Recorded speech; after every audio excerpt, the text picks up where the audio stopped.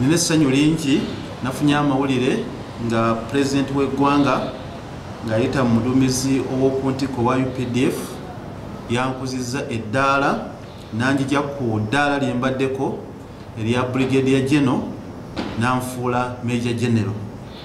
Era bwe njogerera kati ndi Major General wa UPDF. Wadde nga nasigadde ng'emirimu gyange gikolera mu kitongole kya Uganda Police mwembadde okumala akaseera. Ebiseera ebisinga kuba kusiima mirimu gy'omuntu gy'akoze. Kyova olaba tejja buli kaseera.